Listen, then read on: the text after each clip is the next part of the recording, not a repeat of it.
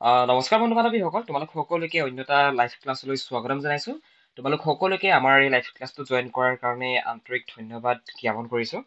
আৰু টোটেল আমাৰ ষ্টুডেণ্ট হৈছে এতিয়া এপ্ৰক্সিমেটলি 1000 হ'ব হ'ল আৰু গুগল মিট আৰু আমাৰ ডিস্কৰ্ডৰ ছাৰ্ভাৰটো লগাই পিনে। ত' 1000 ষ্টুডেণ্টছ, ত' it's not a little amount. ত' thank you so much for joining. আৰু যিসকলে ইউটিউবত চাই আছা তেওঁলোককো কৈছো, তোমালোকে যদি এনেকৈ আমাৰ লগত লাইভ পঢ়িব বিচৰা তেনেহ'লে ডেছক্ৰিপশ্যন চেক কৰিবা, তাতে এটা নাম্বাৰ দিয়া আছে, নাম্বাৰটো তোমালোক ফোন কৰিব পাৰা। নতুবা আমাৰ হোৱাটছএপ গ্ৰুপৰ লিংকো দিয়া আছে, তাতে গৈ জইন কৰি ল'ব পাৰিবা। অলৰাইট, তো আজিৰ এই ক্লাছটোত আমি আলোচনা কৰিম তোমালোকৰ HSLC 2024ৰ বাবে তোমালোকৰ যি ছ'চিয়েল চায়েন্স ছাবজেক্ট, সেই ছ'চিয়েল চায়েন্স ছাবজেক্টৰ পৰা তোমালোকৰ কেনেকুৱা ধৰণৰ প্ৰশ্ন পৰীক্ষাত আহিব, কেনেকুৱা ধৰণৰ MCQ আহিব, MCQ বিলাক ক'ৰ পৰা আহিব, তো এভৰিথিং তোমালোকে আজিৰ এই ক্লাছটোত পাবা। ইয়াৰ লগতে তোমালোকৰ যিবিলাক হিউজ কনচেপ্ট আছে, লাইক তোমালোকৰ হিষ্ট্ৰী হওক, জিঅ'গ্ৰাফী হওক, পলিটিকেল হওক, তোমালোকৰ ইকনমিক্সৰ হওক, তো গোটেইখিনি ডাউটছ আজি আমি এটা ক্লাছতে কমপ্লিট কৰিম। হয়তো ক্লাছটো 1 আৱাৰ পাৰ হৈ যাব পাৰে, 1.5 আৱাৰ বা 2 আৱাৰ হ'ব পাৰে। তোমালোকে যদি HSLCৰ কাৰণে প্ৰিপেৰেশ্যন চলাই আছে, দেন মাষ্ট বি তোমালোকে ক্লাছটো শেষলৈকে ৱাটচ কৰিবা। তোমালোকৰ কাৰণে বেনিফিট হ'ব একচুৱেলি। তোমালোকে য'ত ত'ত সময় নষ্ট কৰাতকৈ এনেকুৱা ধৰণৰ যদি ক্লাছবিলাক চাই যদি সময়টো খটোৱা, দেন তোমালোকৰ লাইফত এটা ভাল ইম্পেক্ট পৰিব। মই এইটো কথা কোৱা নাই যে তোমালোকে অকল আমাৰ চেনেলৰ ভিডিঅ' নতুবা অকল এডুকেশ্যনেল ভিডিঅ' চোৱা, তুমি বেলেগো চোৱা, এণ্টাৰটেইনমেণ্টো তোমাক লাগিব। কিন্তু তুমি যে সেই 5 মিনিট সময় এটা বেলেগৰ এটা ক্লাছ নতুবা বেলেগৰ এটা কিবা ভিডিঅ' চাই পিনে, ফকতীয়া ভিডিঅ' এটা চাই যে ৱেষ্ট কৰিলা টাইমটো 5 মিনিট সময়, সেইটোতো তুমি আল্টিমেটলি ঘূৰাই পাবা নেকি? নোপোৱা। হয়, তুমি কিবা এটা আজি পইচা তোমাৰ 100 টকা হেৰাই গৈছে, তুমি নেক্সট ডে তুমি আকৌ সেইটো ইনকাম কৰি ল'ব পাৰিবা। আজিকালি সন্মানো মানুহে কিনি ল'ব পাৰে, কিন্তু তোমালোকৰ জীৱনৰ পৰা যদি সময়টো গুচি যায়, সেই সময়টো তুমি ক'ৰ পৰা বাই কৰিব নোৱাৰা, ক'ৰ পৰা কিনিব নোৱাৰা। গতিকে মেইনলি তোমালোকে ক'ত সময়টো ৱেষ্ট কৰিছা, ক'ত সময়টো ইনভেষ্ট কৰিছা, সেইটোত অকণমান মানে ইম্পৰ্টেঞ্চ দিবা। ইয়াৰ লগতে তোমালোকৰ আজিৰ এই ক্লাছটোত আমি চেষ্টা কৰিম যিমানখিনি সম্ভৱ হয় আমি পঢ়িবৰ কাৰণে। তো ষ্টাৰ্টিং কৰিছো আমি আমাৰ ক্লাছটো বংগভংগ আৰু স্বদেশী আন্দোলনৰ পৰা। এতিয়া বংগভংগ আৰু স্বদেশী আন্দোলন, তোমালোকৰ এই যিটো চেপ্টাৰ, এই চেপ্টাৰটো হৈছে তোমালোকৰ ছচিয়েল চায়েন্সৰ ইতিহাসৰ ফাৰ্ষ্ট চেপ্টাৰ। এতিয়া বংগভংগ স্বদেশী আন্দোলন, এই লেচনটোৰ পৰা তোমালোকৰ কেনেকুৱা ধৰণৰ কুৱেশ্যনছ নতুবা কেনেকুৱা ধৰণৰ MCQ এক্সামত হোৱাৰ সম্ভাৱনা আছে তোমালোকে জানানে বাৰু? তো ষ্টাৰ্টিঙতে তোমালোকে মন কৰিবা, বংগভংগ আৰু স্বদেশী আন্দোলনৰ 1 নম্বৰ কুৱেশ্যনটো হৈছে বংগ বিভাজন কোনগৰাকী ভাইচৰৰ শাসন কালত সংঘটিত হৈছিল? ইয়াত এটা মন কৰিবা, তোমালোকৰ ইয়াতে বহুতে হয়তো ভাবি পোৱা নাই যে কেনেকুৱা ধৰণৰ ইয়াত MCQ উদয় হ'ব। তোমালোকৰ পৰীক্ষাত আহিব যে বংগ বিভাজন কোনগৰাকী ভাইচৰৰ কালত সংঘটিত হৈছিল, অব্লিক থাকিব, 4টা অপশ্যন থাকিব। লৰ্ড নেথানিয়েল কাৰ্জন, নতুবা লৰ্ড বেলেগ কিবা ব্ৰিটিছ বিষয়া এজনৰ নাম থাকিব পাৰে, নহয় জানো? এটা বহুতৰে কুৱেশ্যন আহি থাকে, দাদা এইটো MCQ আমি কেনেকে মনত ৰখাম? কেনেকে মনত ৰখাবা? তোমালোকে যদি এই কুৱেশ্যনটোৰ আনচাৰটো বুজি পাই যোৱা, আল্টিমেটলিটো মনত থাকিয়ে গ'ল। এক্সট্ৰাকে জানো তোমালোকৰ কিবা দৰকাৰ আছে বেলেগ এটা MCQ বুলি মুখস্থ কৰিবৰ কাৰণে? দৰকাৰ নাই। তো ষ্টাৰ্টিঙতে মই তোমালোকক এইটোৱে টিপছ দিছো, তোমালোকৰ যিসকলে MCQৰ কাৰণে ভয় খাই আছিলা, দাদা এইবাৰ মানে কুৱেশ্যন আনচাৰ পেটাৰ্ণ বিলাক অলপ চেঞ্জ হৈছে, তো আমি বুজি পোৱা নাই কেনেকুৱা ধৰণৰ কুৱেশ্যন পৰীক্ষাত আহিব। তো তেওঁলোকক কৈছো, তোমালোকে পৰাপক্ষত যিমান শ্বৰ্ট কুৱেশ্যন আছে তোমালোকৰ কিতাপখনত, গোটেই শ্বৰ্ট কুৱেশ্যন বিলাক শেষ কৰি দিয়া মুঠতে, মুখস্থ লিখা কিবা কৰা শেষ কৰি দিয়া মুঠতে। আৰু আমাৰ একাডেমীত যিসকলে প্ৰাইভেটলি পঢ়ি আছা তেওঁলোকক উদ্দেশ্যি গৈছে, তোমালোকেতো লেটাৰ মাৰ্কছটোতো তোমালোকে আনিব লাগিব। অ'কে, আমি মানে যিমান পাৰো চেষ্টাটো অলৰেডি কৰিছো, তোমালোকে কিন্তু নিজৰ ফালৰ পৰা চেষ্টা কৰিব লাগিব, বুজিলা? তো ষ্টাৰ্টিঙতে তোমালোকক এইটোৱে মই তোমালোকক ছাজেশ্যন দিছো, তোমালোকে শ্বৰ্ট কুৱেশ্যনছ বিলাক কমপ্লিট ক্লিয়াৰ কৰা, তাৰ পৰা তোমালোকৰ MCQৰ খিনি অট'মেটিকলি ক্লিয়াৰ হৈ যাব। অলৰাইট, 1905 খ্ৰীষ্টাব্দৰ কোন তাৰিখে বংগ বিভাজন কাৰ্যকৰী কৰা হৈছিল? উত্তৰটো হৈছে 1905 খ্ৰীষ্টাব্দৰ 16 অক্টোবৰ তাৰিখে বংগ বিভাজন কাৰ্যকৰী কৰা হৈছিল। নেক্সট কুৱেশ্যনটো হৈছে, বিদেশী পণ্য বৰ্জনৰ প্ৰস্তাৱ কোনখন সভাত গ্ৰহণ কৰা হৈছিল? ইয়াৰ শুদ্ধ উত্তৰটো হৈছে দিনাজপুৰত যিখন দ্বিতীয় বিশাল মহাসভা বা জনসভা অনুষ্ঠিত হৈছিল 1905 চনৰ 20 জুলাই তাৰিখে, তাত বিদেশী পণ্য বৰ্জন, অৰ্থাৎ বিদেশী পণ্য মানে কি জানা? পণ্য মিনচ কাপোৰ কানি নতুবা পদাৰ্থৰ কথা বুজায়, বস্তু বাহিনীৰ কথা বুজায়, বুজিলা? বিদেশী পণ্য মানে কি? মানে বিদেশে নতুবা বিদেশীয়ে যিবিলাক বস্তু প্ৰস্তুত কৰিছে আমাৰ কাৰণে, তো সেইখিনি হৈছে বিদেশী পণ্য, বুজিলা? হয়তো বহুতৰে ইয়াত পাজল লাগিব পাৰে, সেইকাৰণে মই কৈ দিলো বাৰু, বেয়া নাপাবা কোৱাৰ কাৰণে। বিদেশী পণ্য বৰ্জনৰ প্ৰস্তাৱ মানে সেই বিদেশীয়ে প্ৰস্তুত কৰা যিবিলাক কাপোৰ কানি, সা সামগ্ৰী, বস্তু বাহিনী, সেইবিলাক বৰ্জন কৰা যিটো প্ৰস্তাৱ, সেই প্ৰস্তাৱটো কেতিয়া গ্ৰহণ কৰা গৈছিল? গ্ৰহণ কৰা গৈছিল দিনাজপুৰত অনুষ্ঠিত হোৱা দ্বিতীয় যিখন বিশাল জনসভা 1905 চনৰ 20 জুলাই তাৰিখে অনুষ্ঠিত হৈছিল, তাতেই বিদেশী পণ্য বৰ্জনৰ যিটো প্ৰস্তাৱ, সেই প্ৰস্তাৱটো গ্ৰহণ কৰা গৈছিল, বুজিলা? স্বদেশী আন্দোলনৰ সময়ছোৱাত যুগান্তৰ নামৰ সংবাদ পত্ৰখন কোনে সম্পাদনা কৰিছিল? ইয়াৰ শুদ্ধ উত্তৰটো হৈছে ভূপেন্দ্ৰনাথ দত্তই 1906 চনত এইটো এতিয়া ব্ৰেকেট ক্লোজ কৰি দিয়া আছে 1906 বুলি জাষ্ট তোমালোকে যাতে বুজি পাই যোৱা নহয় জানো সেইটো কাৰণে তোমালোকৰ কাৰণে এইটো ইয়াত বহুৱা গৈছে ইয়াতে যদি MCQ উদয় হয় যে বিদেশী স্বদেশী আন্দোলনৰ সময়ছোৱাত যুগান্তৰ সংবাদপত্ৰখন কোনে সম্পাদনা কৰিছিল 4টা 5টা অপচন থাকিব ৰবীন্দ্ৰনাথ ঠাকুৰ বুলি আহিব পাৰে ভূপেন্দ্ৰনাথ দত্ত বুলি আহিব পাৰে বিভিন্ন ধৰণৰ নাম আহিব পাৰে সুভাষ চন্দ্ৰ বসু বুলি আহিব পাৰে নহয় জানো এটা শুদ্ধ উত্তৰটো কি হ'ব শুদ্ধ উত্তৰটো হ'ব ভূপেন্দ্ৰনাথ দত্ত ভূপেন্দ্ৰনাথ দত্তদেৱে স্বদেশী আন্দোলনৰ সময়ছোৱাত যুগান্তৰ নামৰ এখন সংবাদ পত্ৰ সম্পাদনা কৰিছিল বংগদেশত জাতীয় শিক্ষা পৰিষদ নামৰ অনুষ্ঠানটো কেতিয়া গঠন কৰা হৈছিল 1906 চনৰ 21 মাৰ্চ তাৰিখে বেংগল কেমিকেলছ নামৰ উদ্যোগ প্ৰতিষ্ঠানটোৰ প্ৰধান উদ্যোক্তা কোন আছিল ইয়াৰ শুদ্ধ উত্তৰটো হৈছে আচাৰ্য প্ৰফুল্ল ৰায় বেংগল কেমিকেলছৰ যিজন প্ৰধান উদ্যোক্তা প্ৰধান যিজন প্ৰতিষ্ঠাপক প্ৰধান মানে যিজনে নেকি সেইটো প্ৰস্তুত কৰিছে যিজনে নেকি সেইটো এষ্টাব্লিছ কৰিছে তেখেতৰ নামটো হৈছে আচাৰ্য প্ৰফুল্ল ৰায় কাৰ পৌৰোহিত্যত অনুষ্ঠিত জাতীয় কংগ্ৰেছৰ অধিৱেশনে ভাৰতীয়ৰ বাবে স্বৰাজ বিচাৰি প্ৰস্তাৱ গ্ৰহণ কৰিছিল শুদ্ধ উত্তৰটো হৈছে দাদাভাই নৌৰজিৰ পৌৰোহিত্যত বন্দিনী ভাৰতৰ ৰচক কোন অম্বিকাগিৰি ৰায়চৌধুৰী বংগদেশৰ একত্ৰীকৰণ কেতিয়া কৰা হৈছিল 1911 খ্ৰীষ্টাব্দৰ 22 ডিচেম্বৰ তাৰিখে ওকে তো এইখিনি তোমালোকৰ শৰ্ট কুৱেশ্যনছ 9 শৰ্ট কুৱেশ্যনছ আছে ইয়াতে এই 9 শৰ্ট কুৱেশ্যন মানে 9টা শৰ্ট কুৱেশ্যনৰ ভিতৰতে ইয়াতে তোমালোকৰ MCQ 101% এটা নহয় এটা আহিবই তোমালোকে এৰি নিদিবা সেইকাৰণে এটাতো আহিবই পৰীক্ষাত চিয়ৰ 100% গতিকে সেইটো তোমালোকে কি লিখিব লাগিব কি কৰিব লাগিব সম্পূৰ্ণ চাই লোৱা ইয়াতে ওকে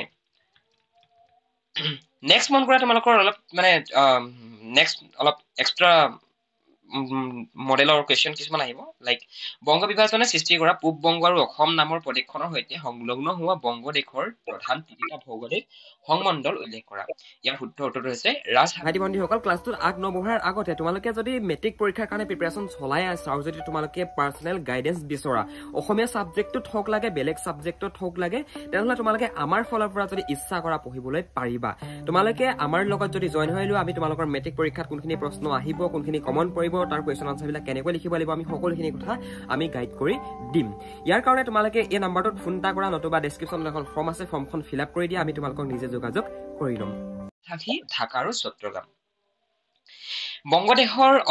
বংগ বিভাজনৰ অন্তৰ্নিহিত উদ্দেশ্য কি আছিল চমুকৈ লিখা এতিয়া চোৱা মই এগেইন তোমালোকক কৈছো আমাৰ ক্লাছবিলাকত অলৰেডি এইটো কথা আমি ডিছকাশ্যন কৰিয়ে গৈছো যে কি বংগ বিভাজনৰ যিটো ষ্টৰিটো আমি অলৰেডি ডিছকাশ্যন কৰি গৈছো বাট ষ্টিল মই তোমালোকক এটা কথা বুজাই দিব বিচাৰিছো এতিয়া ইয়াত শ্বৰ্টলি লিখাই গৈছে যে কি বংগ বিভাজনৰ অন্তৰ্নিহিত উদ্দেশ্য কি আছিল উত্তৰ লৰ্ড কাৰ্জনৰ বংগ বিভাজনৰ উদ্দেশ্য আছিল ঐক্যবদ্ধ বংগ শক্তিক দ্বিখণ্ডিত কৰা বুজিলা এতিয়া চোৱা ঐক্যবদ্ধ বংগ শক্তিক দ্বিখণ্ডিত কৰা কেইটা শব্দ হ'ল এটা দুটা তিনিটা চাৰিটা পাঁচটা এই পাঁচটা শব্দই হ'ল পৰীক্ষাত যদি আহি যায় বংগ বিভাজনৰ অন্তৰ্নিহিত উদ্দেশ্য কি আছিল চমুকৈ লিখা 5 নম্বৰ যদি ইয়াৰ কিনাৰতে যদি 5 নম্বৰ বুলি বহাই দিয়ে তেতিয়া যদি তোমালোকে কেৱলতে এটা লাইন লিখি থৈ 1 নম্বৰ পাবা জানো নোপোৱা তেতিয়া তোমালোকে ষ্টৰিটো লিখিব লাগিব বংগ বিভাজনক কিয় ভাগ কৰি দিব বিচাৰিছিল ব্ৰিটিছসকলে কি ভাগ কৰিব বিচাৰিছিল বাৰু তাত বিভিন্ন ধৰণৰ কাৰণ আছিলে নহয় জানো আৰু তোমালোকে পৰাপক্ষত কাৰণ কেইটা মানে অলপমান মানে পইণ্ট ৱাইজ কৰিব চেষ্টা কৰিবা যদি 5 নম্বৰ আহে তেনেহ'লে 4টা পইণ্ট লিখিবা তোমালোকে মানে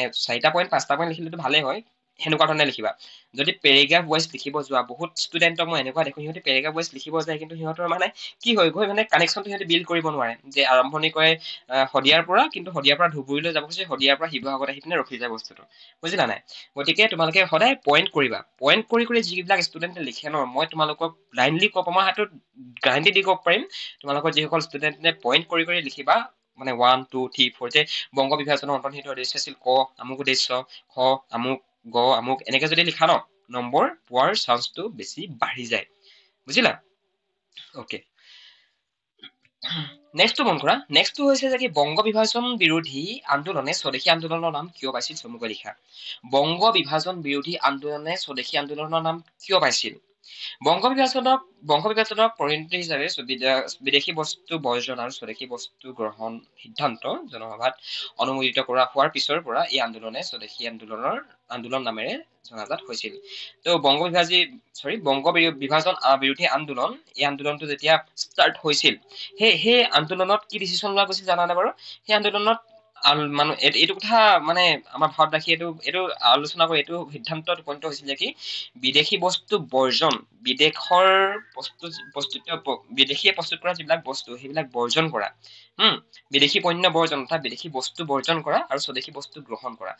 একদম একদম চিম্পুল মানে তোমালোকে বুজি পাইছা নে নাই পোৱা? তোমালোকে যিসকলে বুজি পাইছে হেণ্ডটো ৰেজ কৰি দিয়া, ডিছকৰ্ডত লিখাচোন বাৰু বুজি পাইছে নে বাৰু কথাটো, কি কথা কোৱা গৈছে ইয়াত। চোৱা বংগ বিভাজন বিৰোধী আন্দোলনটো ন সেইটো সময়ত যদি গোটেই সমগ্ৰ ভাৰতবৰ্ষতে যদি পুৰা এটা ষ্ট্ৰং যদি ৰূপ পালেহেঁতেন ন, তেতিয়া মানে সেইটো সময়তে ব্ৰিটিছসকল যাবলগীয়া হলহেঁতেন। আকৌ এক্সট্ৰাকে সিহঁতক ভাৰতীয় আন্দোলন কৰি স্বদেশী আন্দোলন কৰি পিনে অসহযোগ আন্দোলন কৰি পিনে হয় নাই আইন অমান্য আন্দোলন কৰি খেদিবলৈ দৰকাৰে নাছিলে, বুজিলা নাই। তো বংগ বিভাজন বিৰোধী আন্দোলনৰ সময়ত আমি ভাৰতবাসীয়ে কি কৈছিলে সেইটো সময়ত বিদেশৰ দ্বাৰা প্ৰস্তুত কৰা যিবিলাক বস্তুবিলাক মানুহে এৰি দিছিলে, মানে নালাগে ব্ৰিটিছে প্ৰস্তুত কৰা বস্তু আমাক, আমি ভাৰতবাসী আমি নিজে প্ৰস্তুত কৰিম। আমাৰ কি কেপাবিলিটি নাই নেকি, আমাৰ কি ক্ষমতা নাই নেকি? গম পালা নাই? মেইন কি পইণ্টটো হৈছে সেইটো। আৰু সেই সিদ্ধান্তটো যেতিয়া ললে যে কি বিদেশী বস্তু নালাগে আমি স্বদেশী বস্তু গ্ৰহণ কৰিম, এই সিদ্ধান্তটো যেতিয়া ললে ইয়াৰ পৰৱৰ্তী পৰ্যায়ত ভাৰতবাসীয়ে এই যিটো বিদেশী বংগ বিভাজন বিৰোধী আন্দোলন, এই আন্দোলন যিটো নাম দি লৈছিল সেই নামটো চেঞ্জ কৰি পিনে স্বদেশী আন্দোলন নামেৰে জনাজাত কৰিছিল। বুজি পালা? বুজি পালা নে বাৰু? হেণ্ডটো ৰেজ কৰা যিসকলে বুজি পালা। অকে, নিশ্চয় বুজি পাবাই আৰু। স্বদেশী আন্দোলনে জাতীয় শিক্ষালৈ আগবঢ়োৱা বৰঙণিৰ বিষয়ে চমুকৈ আলোচনা কৰে। স্বদেশী আন্দোলনে মানে স্বদেশী আন্দোলন মানে বুজি পাইছা, সেই বংগ বিভাজন বিৰোধী আন্দোলনৰ কথাকে কোৱা হৈছে ইয়াতে। তো কেনেকুৱা ধৰণৰ জাতীয় শিক্ষালৈ বৰঙণি আগবঢ়াইছিল বাৰু? বিভিন্ন ধৰণে বৰঙণি আগবঢ়াইছিল, তোমালোকে ইয়াতে চাই লিখিব পাৰা। মই জাষ্ট তোমালোকক ওপৰে ওপৰে কথাখিনি কৈ দিব বিচাৰিম যাতে তোমালোকে কথাবিলাক বুজি পাই যোৱা। মানে সেইটো সময়ত ব্ৰিটিছসকলেও স্কুল প্ৰস্তুত কৰি দিছিলে ভাৰতবৰ্ষত। এইবিলাক ষ্টৰী টাইপত যদি তোমালোকে বুজি পোৱা ন, ইজি হ'ব তোমালোকৰ কথাবিলাক মনত ৰাখিবলৈ। তাৰমানে ব্ৰিটিছসকলে সেইটো সময়ত এনেকুৱা নহয় যে সিহঁতে জাষ্ট আমাক শোষণ কৰিছিলে, শোষণৰ লগতে আমাক শাসনো কৰিছিলে, বুজিলা। শোষণৰ লগতে শাসন মানে কি, এতিয়া চোৱা সিহঁতি ইণ্ডিয়াত আহি পিনে সিহঁতৰ ইংৰাজী ভাষাটো সিহঁতি প্ৰচলন কৰিছিলে। সিহঁতৰ লগত মিছনেৰীসকল আহিছিলে, মিছনেৰী মানে যিসকলে খ্ৰীষ্টান ধৰ্মটো প্ৰচাৰ কৰিছিলে, বুজি পাইছা। এতিয়া সেইটো সময়ত ব্ৰিটিছৰ যিবিলাক স্কুল আছিলে, ব্ৰিটিছৰ স্কুলতে মানে আমাৰ ইণ্ডিয়ান যিবিলাক ষ্টুডেন্টছ বিলাক পঢ়ি আছিলে, বুজি পালা নাই বাৰু। কিন্তু ইণ্ডিয়ান ষ্টুডেন্টছ বিলাক পঢ়িছিলে হয়, কিন্তু সিহঁতি নিজবীয়াকে এটা শিক্ষা দিছিলে। কিন্তু আমাৰ ভাৰতবৰ্ষ যদি তুমি আমাৰ ইতিহাস চোৱা, আমাৰ যদি অতীতটো চোৱা, নালন্দা বিশ্ববিদ্যালয়, তক্ষশিলা বিশ্ববিদ্যালয় হয় নাই, এই যিবিলাক ডাঙৰ ডাঙৰ বিশ্ববিদ্যালয়ৰ গুৰিটো কৰ ইণ্ডিয়া হয়, বুজি পাইছা নাই। তো সেইটো কথা মানে আমাৰ ভাৰতবৰ্ষৰ যি জাতীয় শিক্ষা, সেই জাতীয় শিক্ষাৰ ক্ষেত্ৰত সেইটো সময়ত ব্ৰিটিছে যিবিলাক স্কুল প্ৰস্তুত কৰিছিলে সেইবিলাকক মানে ইণ্ডিয়ানে কৈছিলে নালাগে তহঁতৰ স্কুল, আমি নিজৰ স্কুল প্ৰস্তুত কৰিম, আমি আমাৰ ষ্টুডেণ্টক আমাৰ নিজৰভাৱে আমি শিক্ষা দিম, বুজি পালা। তো মেইন কি পইণ্টটো হৈছে এইটো, বুজিলা। অকে, বাকী তোমালোকে কোনখন কেতিয়া কোন চনত কি কি জাতীয় বিশ্ববিদ্যালয় বা বিভিন্ন ধৰণৰ স্কুল কলেজ প্ৰতিষ্ঠা কৰা গৈছিল ইয়াতে দেখিছা লিখা আছে।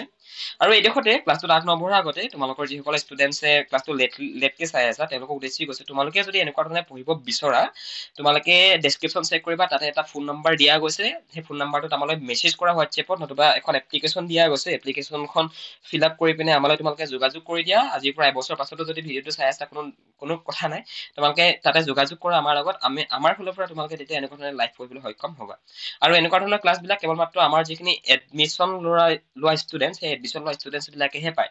বহুত মানে ভাল ধৰণে পায় ক্লাছবিলাক, আমি সম্পূৰ্ণ ল'ৰা ছোৱালীবিলাকক গাইড কৰি দিওঁ। আৰু কেতিয়াবাহে মানে আমি এটা দুটা ক্লাছ ইউটিউবৰ যোগেদি মানে আমি পাব্লিছ কৰোঁ, যি ধৰণে এইটো ক্লাছ তোমালোকে ইউটিউবৰ যোগেদি পাই আছে, বুজিলা। গতিকে যিসকলে পঢ়িব বিচৰা ডেছক্ৰিপশ্যন চেক কৰা, তাতে এটা ফোন নম্বৰ দিয়া গৈছে, সেই ফোন নম্বৰতে তোমালোক ফোন কৰা নতুবা মেছেজ কৰা, আমি তোমালোকক আমাৰ ইয়াতে জইন কৰাই ল'ম, আৰু য'ত নেকি তোমালোকক আমি গোটেই ক্লাছবিলাকৰ এক্সেছ প্ৰদান কৰি দিম। ইয়াত এটা বস্তু মন কৰা, স্বদেশী আন্দোলনৰ সময়খিনিত সৰ্বমুঠ ৬২খন মাধ্যমিক আৰু ৩০০০খন প্ৰাথমিক জাতীয় বিদ্যালয় গঢ়ি উঠিছিল। এই পৰিমাণটো পৰীক্ষাত প্ৰায় আহি থাকে যে কি স্বদেশী আন্দোলনৰ সময়ত ভাৰতবৰ্ষত কিমানখন মাধ্যমিক বিদ্যালয় আৰু কিমানখন প্ৰাথমিক জাতীয় বিদ্যালয় গঢ়ি উঠিছিল লিখা। যদি আহি যায় কি লিখিবা? লিখিবতো পাৰিব লাগিব, নহয় জানো? তো ইয়াৰ পৰিমাণটো চাই লোৱা, ৬২খন আছিল মাধ্যমিক বিদ্যালয় আৰু ৩০০০খন আছিল প্ৰাথমিক জাতীয় বিদ্যালয়, বুজিলা। অকে, নেক্সট কুৱেশ্যনটো মন কৰা। নেক্সট কুৱেশ্যনটো হৈছে স্বদেশী আন্দোলনৰ সময়ছোৱাত বংগদেশত জাতীয় শিল্প কেনেধৰণে বিকাশ হৈছিল? স্বদেশী আন্দোলন মানে কি? এগেইন তোমালোকক যদি মই একেটা কুৱেশ্যনে সুধো, what is the meaning of what is the behind the story of স্বদেশী আন্দোলন? এইটো হৈছে তোমালোকৰ বংগ বিভাজন বিৰোধী আন্দোলন। আৰু বংগ বিভাজন বিৰোধী আন্দোলনে কিয় স্বদেশী আন্দোলনৰ নাম পাইছে? অলৰেডি মই তোমালোকক কৈ আহিছো, নহয় জানো? এতিয়া চোৱা, এই বংগ বিভাজন বিৰোধী আন্দোলনৰ সময়ত স্বদেশী বিদেশী বস্তু, বিদেশী পণ্য বৰ্জন, স্বদেশী বস্তু মানে গ্ৰহণ কৰাৰ প্ৰস্তাৱটো অনা গৈছিল। তো সেইটো কাৰণে মানে ইয়াতে এইটো বংগ বিভাজন আন্দোলনে স্বদেশী আন্দোলনৰ নাম পাইছিল। আৰু সেইটো সময়ত আমাৰ ভাৰতবৰ্ষত মানে অৰ্থাৎ বংগ দেশত জাতীয় শিল্পৰ কেনেধৰণৰ বিকাশ হৈছিল বাৰু? তো সেইটো সময়ত ব্ৰিটিছসকলে সেইটো সময়ত মানে ৱাইনো বনাইছিল। ৱাইন মানে হৈছে মদ, এলকহল বনাইছিল, কাপোৰ কানি বনাইছিল। তাৰপৰা তম্বাকু বনাইছিল। তম্বাকুটো বুজি পোৱাই, চিগাৰেট, শিখৰ মানে চাদা, সেইবিলাকৰ কথা কোৱা হৈছে। না, শিখৰ বনোৱা নাছিল মানে, তম্বাকু মানে সেইটো তম্বাকুৰ কথা কোৱা হৈছে, যিটো নেকি চাদা বুলি আমাৰ জেনেৰেলি আমাৰ অসমীয়া মানুহবিলাকে কয় আৰু। অকে, এলকহল বনাইছিল। ইয়াৰ লগতে বিভিন্ন ধৰণৰ তেল, চাবোন, তাৰ লগতে কাপোৰ কানি, এইবিলাক ব্ৰিটিছসকলে প্ৰস্তুত কৰিছিল নিজৰ দেশত। আমাৰ ইয়াৰ পৰাই কেঁচা মাল নিছিল। কেঁচা মাল মানে কি বাৰু? শব্দটো তোমালোকে শুনিবলৈ হয়তো অলপ বেয়া পাব পাৰা, কেঁচা মাল, কিন্তু শব্দটোৰ মিনিং তোমালোকে যিটো ভাবিছা সেইটো মিনিং নহয়। কেঁচা মাল মানে হৈছে মানে যিকোনো এটা বস্তু তৈয়াৰ কৰিবলৈ তাৰ যিকোনো এটা বস্তু পূৰ্ণাংগ অৱস্থা দিবৰ কাৰণে, লাইক চোলাটো, তুমি যিটো এটা চোলা পিন্ধি আছা, যিটো পেণ্ট পিন্ধি আছা, সেই চোলাটো বা পেণ্টটো বনাবৰ কাৰণে কিহৰ দৰকাৰ হৈছে? সূতাৰ দৰকাৰ হৈছে। সূতা ক'ৰ পৰা ওলাই? কপাহৰ পৰা ওলাই, নহয় জানো? এতিয়া কপাহ কি? কপাহ হৈছে কাপোৰ প্ৰস্তুত কৰাৰ ক্ষেত্ৰত প্ৰয়োজন হোৱা কেঁচা মাল। বুজিলা? আৰু কি উদাহৰণ দিম আৰু?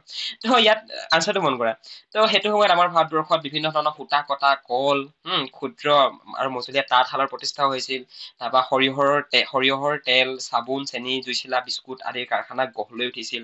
মানে সেইটো সময়ত লাহে লাহে মহাত্মা গান্ধীৰ পৰা আৰম্ভ কৰি যিসকল জ্যেষ্ঠ ব্যক্তি আছিল, যিসকল নেকি অলপ বুদ্ধিজীৱী লোক আছিল, তেওঁলোকে যেতিয়া এইটো কথা বুজি পাইছিল যে কি ব্ৰিটিছসকলে কেনেধৰণে আমাক শোষণ কৰি আছে, বুজিলে নে বাৰু?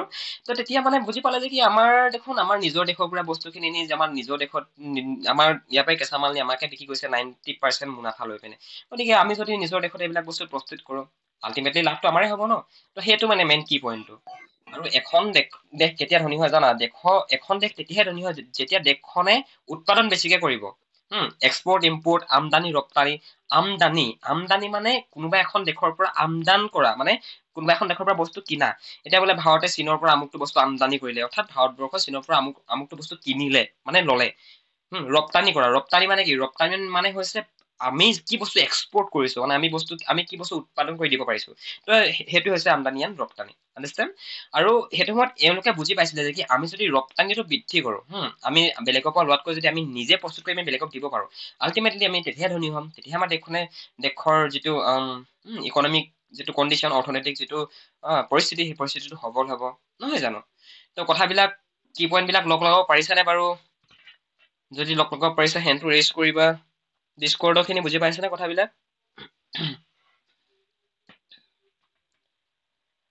অ'কে গাইজ, বুজি পাইছে যদি থেংক ইউ ভেৰি মাছ। বুজি পালেই হ'ল আৰু মেট্ৰিক পৰীক্ষা পাছ কৰিলে যিদিনাখনি ভাল ধৰণে পাছ কৰিবা, যিদিনাখনি মোলৈ মনত পেলাবা যে আমাৰ দাদা এজন আছিল, পলাশ দাদা, সেই পলাশ দাদাই এনেকে পঢ়াইছিল, গতিকে কথাবিলাক ভাল ধৰণে বুজি পাইছিলো।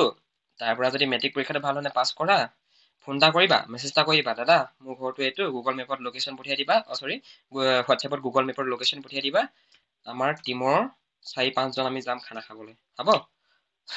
অকে, বাকী তোমালোকে এইখিনি যিখিনি ইয়াত পৰিমাণ দেখিছা, যিধৰণে বিভিন্ন ধৰণৰ ইয়াত ব্যক্তিৰ নাম আছে, যোগেশ চন্দ্ৰ চৌধুৰী, কৃষ্ণ বিহাৰী সেন, এই এই মানুহবিলাকৰ নামবিলাক তোমালোকে মনত ৰখাবা। এওঁলোকৰ মানে এওঁলোকৰ এটা গুৰুত্বপূৰ্ণ ভূমিকা আছে মানে, গম পাইছা নাই? মানে এনেকুৱা নহয় যে কি সেইটো সময়ত ভাৰতবৰ্ষত যিমান মানুহ আছিল, সকলো মানুহ ইকনমিকেলি নতুবা বহুত বুদ্ধিজীৱী আছিল। নহয়, সকলো মানুহ যদি বুদ্ধিজীৱীয়ে হল হয় ভাৰতবৰ্ষৰ, তেনেহলে দেখোন ব্ৰিটিছৰ তেলত আমি নাথাকিলোৱে হয়, নহয় জানো? কিন্তু সেইবিলাকতে একোজন ব্যক্তিয়ে মানে মুখ্য ভূমিকা পালন কৰে।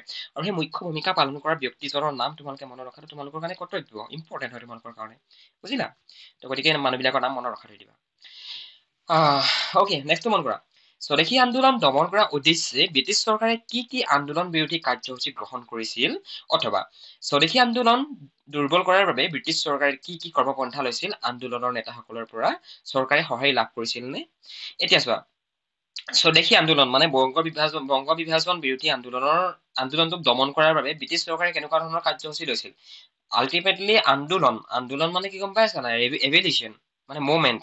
সেই আন্দোলনটো কাৰ এগেইনষ্টত কৰা গৈছিল? ব্ৰিটিছৰ এগেইনষ্টত, যে ব্ৰিটিছ তহঁতি আমাৰ ইয়াত থাকিব নালাগে, তহঁতক আমাক দৰকাৰো নাই, আমি আমাৰ দেশ আমি নিজে চম্ভালিম। আল্টিমেটলি ব্ৰিটিছৰ এগেইনষ্টতো এইটো মনোভাৱ লৈ পিনে এইটো ইণ্ডিয়ানে আন্দোলন কৰিছিল, নহয় জানো? এতিয়া আমাৰ ভাৰতবাসীক বাধা দিবলৈ ব্ৰিটিছ চৰকাৰে কি কি তাত মানে আন্দোলন বিৰোধী কাৰ্যপন্থা মানে কি কি হেৰি ষ্টেপ হাতত লৈছিল মানে। এতিয়া চোৱা, তোমালোকে ইয়াত যিকেইটা পইণ্ট দেখিছা ন, তোমালোকক মই এইটো 100% চিয়ৰলি ক'ব পাৰিম, তোমালোকৰ যদি পৰীক্ষাত প্ৰশ্নটো আহে, যদি 5 মাৰ্কছৰ আহে, তোমালোকে ইয়াৰ পৰা যদি 5টা পইণ্টটো যদি তোমালোকে পৰীক্ষাত লিখিব পাৰা ন, বিলিভ মি, ট্ৰাষ্ট মি, তোমালোকে এইকেইটা লিখি তোমালোকৰ পৰীক্ষাত নম্বৰ পাব পাই মানে 5 নম্বৰ আহিলে 5 নম্বৰে পাবা তোমালোকে। এইটো চিন্তাৰ কোনো কাৰণে নাই। এইবিলাক গোটেইবিলাক আমি একদম ধুনীয়াকে চাই পৰীক্ষাৰ কাৰণে তোমালোকৰ কাৰণে প্ৰিপেৰেশ্যন চলাবৰ কাৰণে এইবিলাক অনা হৈছে। গতিকে তোমালোকে যিসকলে আমাৰ ইয়াতে জইন হোৱা নাই গাইজ, কাইণ্ডলি তোমালোকে জইন হৈ ল'বা। এডমিশ্যন ফিজ 499 হে। 499ত আজিকালি ভাল মোবাইল ফোনৰ 3 মহীয়া ৰিচাৰ্জ এটাও নাহে। তোমালোকে জইন কৰি ল'বা। 499 একো এটা ডাঙৰ এমাউণ্ট নহয়। আমি এমাউণ্টটো এইটো কাৰণে লওঁ, এডমিশ্যন ফিজটো, কাৰণ আমাৰ টিচাৰসকলক পে' কৰিবলগীয়া থাকে, টিচাৰক চেলাৰী দিবলগীয়া থাকে। তো সেইটো কাৰণে আমি মানে এটা এমাউণ্ট তোমালোকৰ পৰা লওঁ। বাকী আন একো ইয়াত কথাই নাই মানে। তোমালোকৰ ভাল হ'লে আল্টিমেটলি আমাৰ দেশখন ভাল হ'ব। বুজিলা? দেশখন ভাল হ'লে কি আৰু মই ভাল হ'ম। প্ৰথমতে দেশ, তাৰপৰাহে আৰু নিজৰটো। অকে, 1 নম্বৰটো হৈছে ব্ৰিটিছ সাম্প্ৰদায়িক ভেদ নীতিৰে মুছলমানসকলক স্বদেশী আন্দোলনৰ পৰা আঁতৰাই আনিছিল। ব্ৰিটিছসকলে কি কৈছিল জানানে? ব্ৰিটিছসকলে মুছলমান আৰু হিন্দু মুছলমানৰ মাজত এটা বিভেদ আনি দিছিল।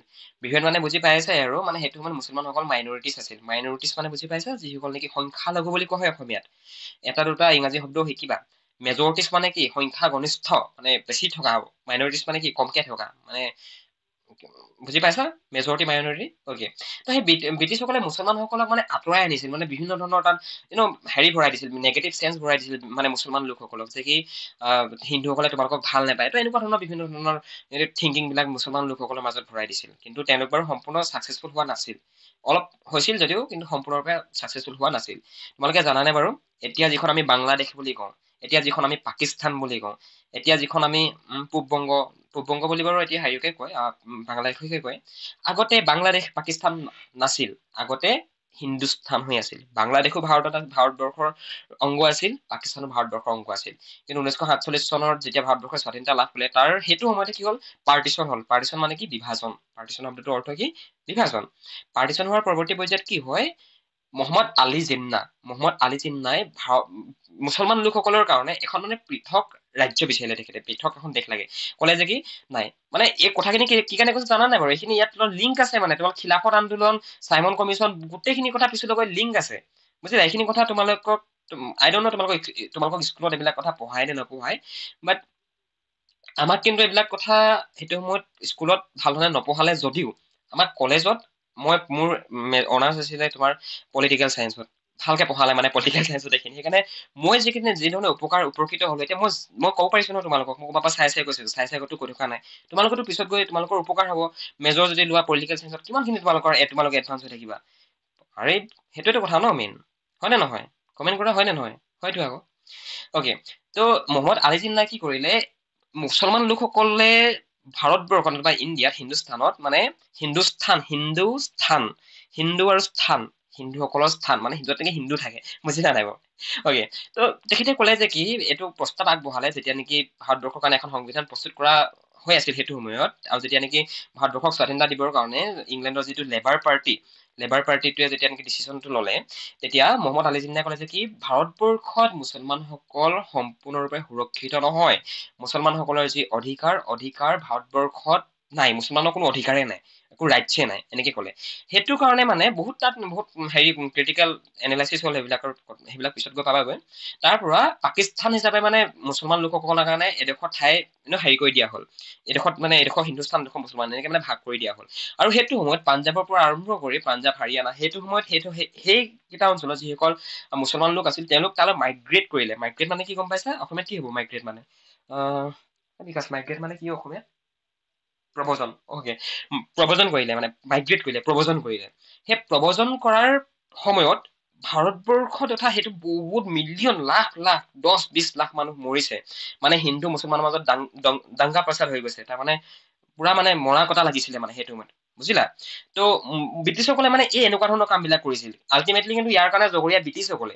তোমাৰ মানুহে বিলিভ কৰে, কিছুমানে মানে কিছুমানে নামানে, কিন্তু এইটো মানুহৰ নিজৰ মানে প্ৰত্যেকৰে নিজৰ পাৰ্চনেল এইটো পইণ্ট অফ ভিউ। মোৰ পাৰ্চনেল পইণ্ট অফ ভিউ এইটোৱে যে ইয়াৰ কাৰণে সম্পূৰ্ণৰূপে দায়ী ব্ৰিটিছসকলে, মানে সম্পূৰ্ণৰূপে নহয়, মানে পাৰ্চেন্টেজ ৱাইজত যদি আমি উলিয়াব যাওঁ তেনেহ'লে 50% ব্ৰিটিছসকলে দায়ী হয়। সিহঁতৰ দৰকাৰ নাছিলে নহয় যে মুছলমান হিন্দু মুছলমান এইবিলাকক বিভাজন কৰিবৰ কাৰণে, মানে সিহঁতি ডাইৰেক্টলি কৰা নাছিলে, কিন্তু ইনডাইৰেক্টলি কিন্তু আল্টিমেটলি পইণ্টটো সেইটোৱে আছিলে। বুজিলা নাই বাৰু? অ'কে, নেক্সট পইণ্টটো মন কৰা। নেক্সট পইণ্টত কোৱা গৈছে লৰ্ড কাৰ্জনে মুছলমানসকলক পূব বংগ আৰু অসম নামৰ নতুন প্ৰদেশখনত নিজস্থ গৃহভূমি লাভ কৰিব বুলি আশ্বাস প্ৰদান কৰিছিল। পূব বংগ মানে কি বাৰু? কি বুলি ক'লো? পূব বংগ মানে বাংলাদেশ। এতিয়া আমি যি পূব বংগ পঢ়ি আছো, সেই পূব বংগ মানে হৈছে বাংলাদেশ। বুজিলা? অ'কে, সেই পূব বংগ আৰু অসম ইয়াত মানে সেই মুছলমান লোকসকলে মানে নিজৰ ঘৰ হ'ব বুলি মানে আশ্বাস প্ৰদান কৰিছিল লৰ্ড কাৰ্জনে। আৰু লৰ্ড কাৰ্জনৰ শাসন কালতে বংগ বিভাজন কাৰ্যকৰী কৰা হৈছিল। ৰাইট? ত' সেইটো মানে মেইন পইণ্টটো।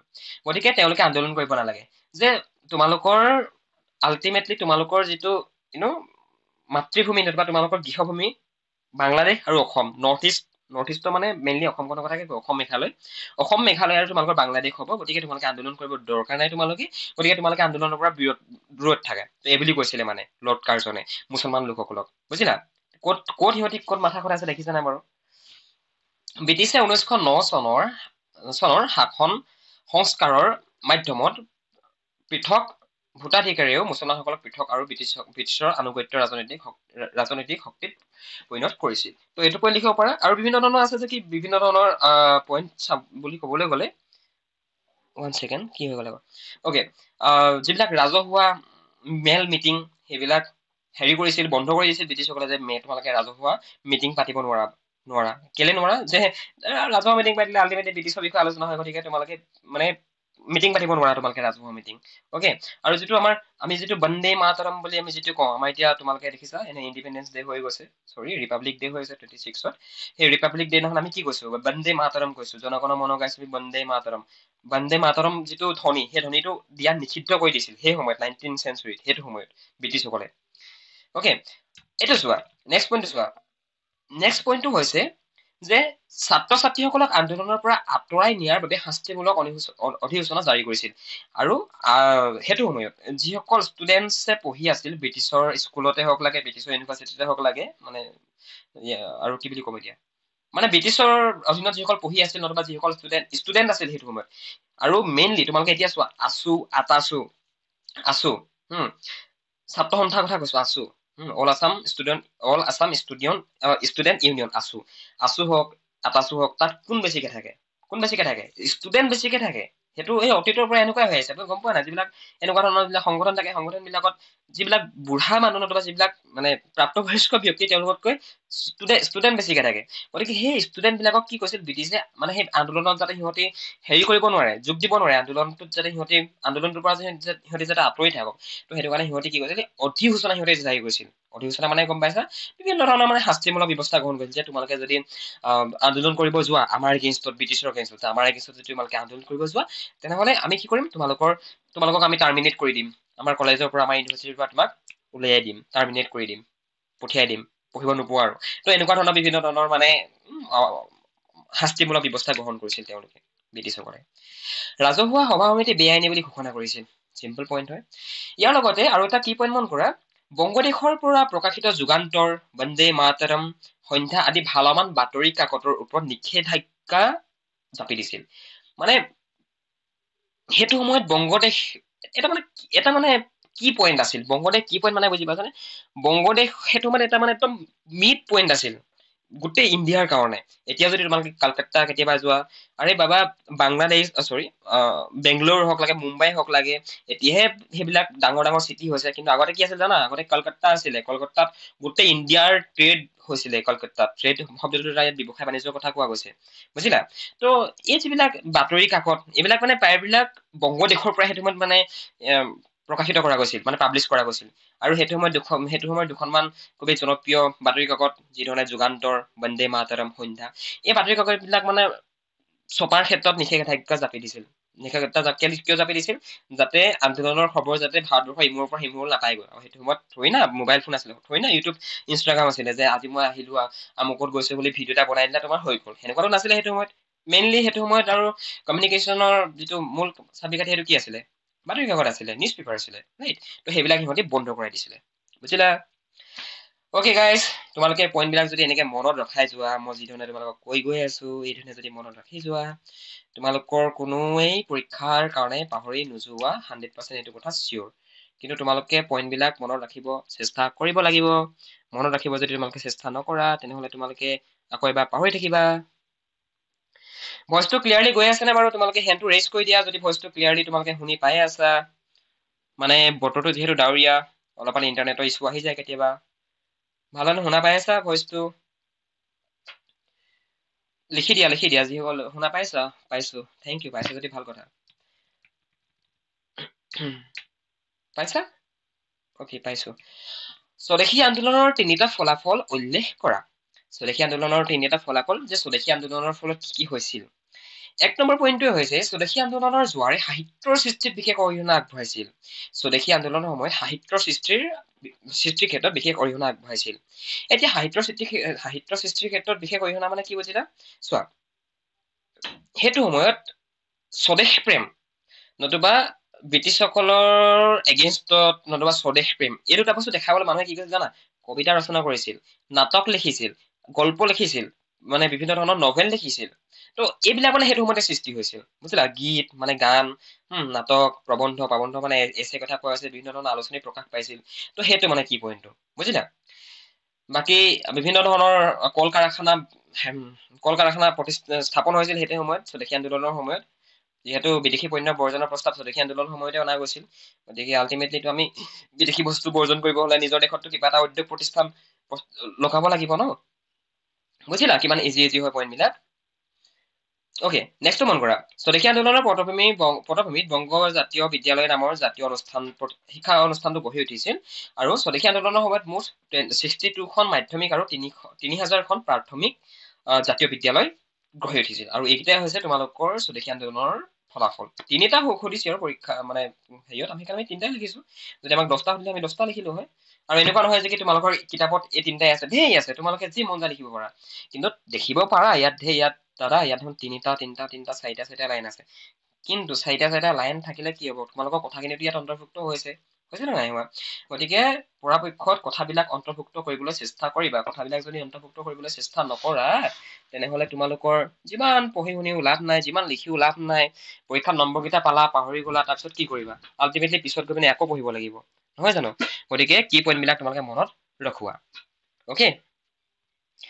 অ'কে গাইজ নেক্সট কুৱেশ্যনটো হৈছে তোমালোকৰ স্বদেশী আন্দোলনৰ তিনিটা অৱদান উল্লেখ কৰা স্বদেশী আন্দোলনৰ অৱদানৰ বিষয়ে আমাক সুধিছে এতিয়া চোৱা স্বদেশী আন্দোলনৰ ফলাফল স্বদেশী আন্দোলনৰ অৱদান এই দুইটা তোমালোকৰ পৰীক্ষাৰ কাৰণে ইম্পৰ্টেণ্ট হয় এটা নহয় এটা তোমালোকৰ পৰীক্ষাত আহিবই এতিয়া স্বদেশী আন্দোলনৰ অৱদান বুলি কোৱাৰ লগে লগে কি লিখিব লাগিব মন কৰা একবাৰ অ'কে 1 second তোমালোকৰ স্বদেশী আন্দোলনৰ অৱদান কেইটা হৈছে এক নম্বৰটো হৈছে তোমালোকৰ স্বদেশী আন্দোলনে ভাৰতবাসীক গণ আন্দোলনৰ সম্পৰ্কে এটা ৰাজনৈতিক শিক্ষা দি যাবলৈ সক্ষম হৈছিল স্বদেশী আন্দোলনে ভাৰতবাসীক আৰু সেইটো সময়ত কি জানানে বাৰু স্বদেশী আন্দোলনৰ আগৰ সময়ছোৱাত মানে ইণ্ডিয়ান চিটিজেন বিলাকে ভাৰতৰ নাগৰিক বিলাকে বুজি পোৱা নাছিলে যে আন্দোলন মানে কি বিভিন্ন ধৰণৰ এভলিউচন কাক কয় মুভমেণ্ট কাক কয় আন্দোলন মানে কি বিৰোধ কৰা মানে কি এইবিলাক মানে বুজি পোৱা নাছিলে কিন্তু যেতিয়া নেকি স্বদেশী আন্দোলন হ'ল স্বদেশী আন্দোলনৰ পৰৱৰ্তী পৰ্যায়ত মানে ভাৰতবাসীয়ে এইটো কথা বুজি পাইছিলে যে কিছু আন্দোলন কি বস্তু স্বদেশী আন্দোলনে ভাৰতবাসীক গণ আন্দোলনৰ সম্পৰ্কে যে জনসাধাৰণে যদি একগোট হৈ ওলাই আহে তেনেহলে সেই জনসাধাৰণৰ মাজত কিমান শক্তি সোমাই আছে জনসাধাৰণৰ শক্তি কিমান একলগ হৈ যদি ওলাই আহে সেই শক্তিৰ বিষয়ে তেখেতলোকে জানিবৰ কাৰণে অৱগত হৈছিল বা সক্ষম হৈছিল 2 নম্বৰটো হৈছে স্বদেশী আন্দোলনৰ মাজেৰে ভাৰতীয়ই ব্ৰিটিছ চৰকাৰৰ ওচৰত স্বৰাজ দাবী কৰাৰ সুযোগ লাভ কৰিছিল স্বদেশী আন্দোলনৰ মাজেৰে ভাৰতীয়সকলে ব্ৰিটিছ চৰকাৰৰ ওচৰত